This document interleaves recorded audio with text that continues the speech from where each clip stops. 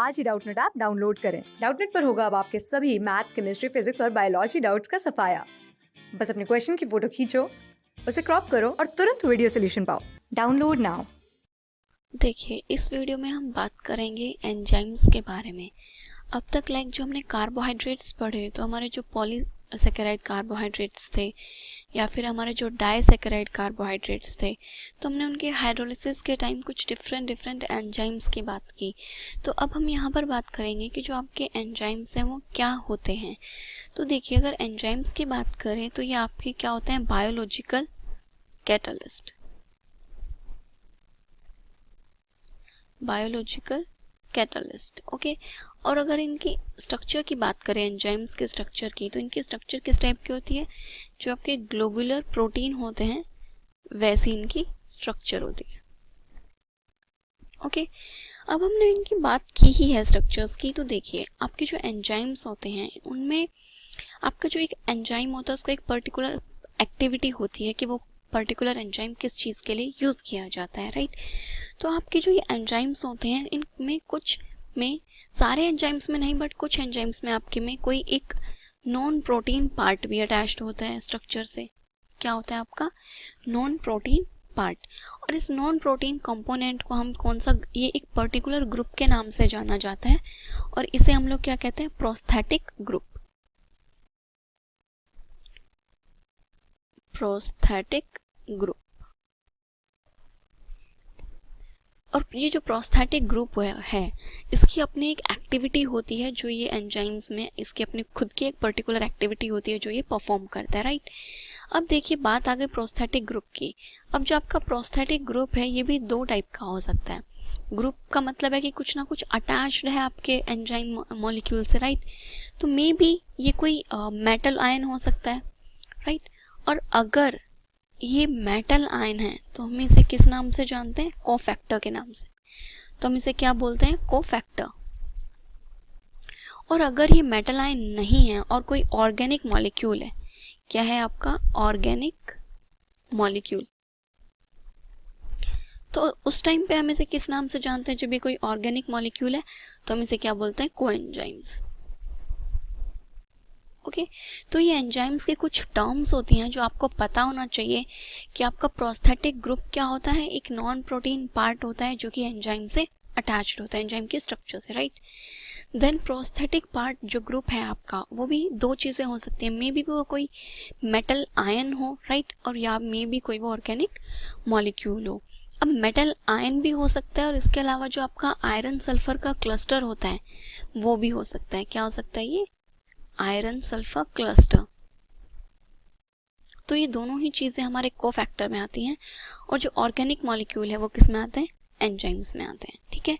और जो हमारे ये कोएंजाइम्स होते हैं ये हमारे विटामिन से बने हुए होते हैं, विटामिन से ड्राइव्ड होते हैं। देखिए, अब हम कुछ एंजाइम्स के अगर एग्जाम्पल की बात करें कि जो आपके एंजाइम्स हैं, हम कौन सा पर्टिकुलर एंजाइम किस चीज़ के लिए यूज़ किया जाता है, तो देखिए अल्फा अमाइलेज। क्या है ये आपका? Alpha amylase. ये आपका एक एंजाइम है और ये एंजाइम किसके लिए यूज किया जाता है? Used for hydrolysis, hydrolysis of alpha linkage. जो आपके कार्बोहाइड्रेट्स में अल्फा लिंकेज होती है उसके लिए कौन सा अमाइलेज यूज, उसके लिए कौन सा एंजाइम यूज करते हैं हम लोग? Alpha amylase, okay.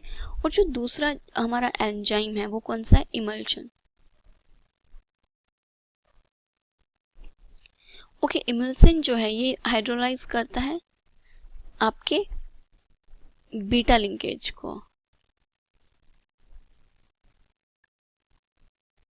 तो देखिए यहाँ पे आप क्या देख रहे हैं कि हर एक पर्टिकुलर एंजाइम अपना काम परफॉर्म कर रहा है, राइट।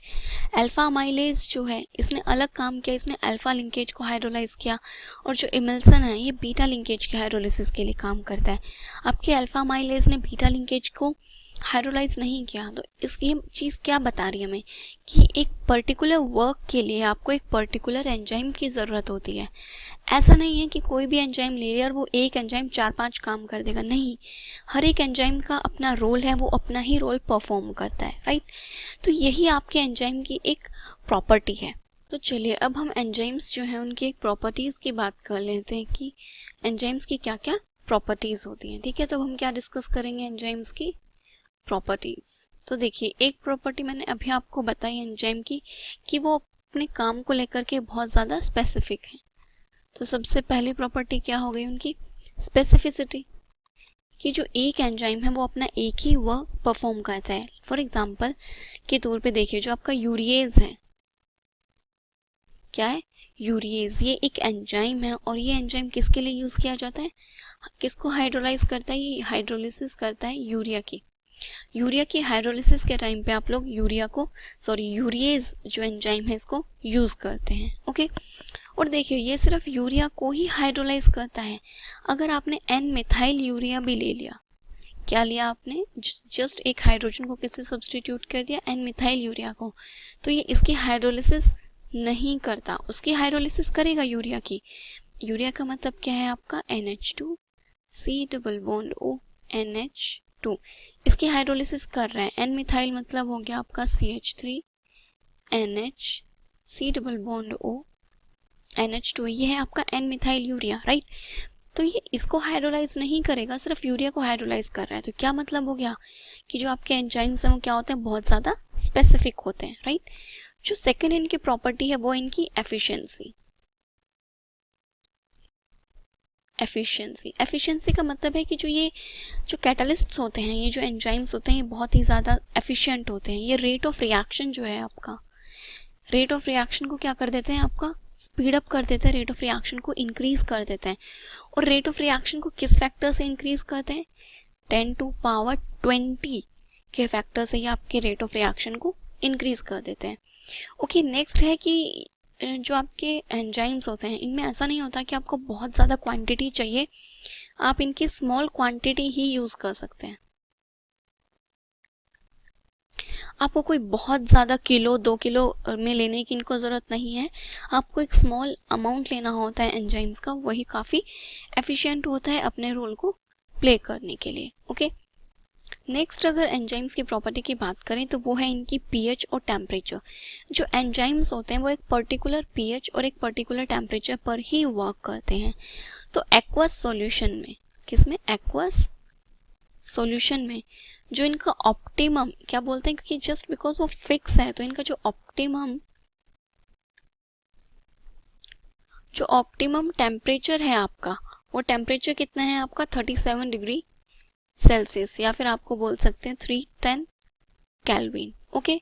और जो आपकी ऑप्टिमम पीएच है दैट इज 7, और टेम्परेचर की अगर बात करें तो ये 1 atm प्रेशर पे वर्क करते हैं।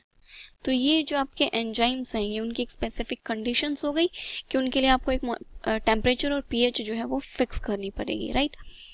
दूसरा देखिए, ये इनके कुछ मेन प्रॉपर्टीज़ हैं। एक बात आती है जब हम एंजाइम्स की स्टडी करते हैं, उस टाइम हम लोग पढ़ते हैं इनहिबिटर्स के बारे में। अब ये इनहिबिटर्स क्या होते हैं, देखिए इनके नाम से ही पता चल रहा है इनहिबिटर, दैट मीन्स जो आपके एंजाइम का वर्क होता है, ये इनहिबिटर्स उस वर्क को स्टॉप करते हैं।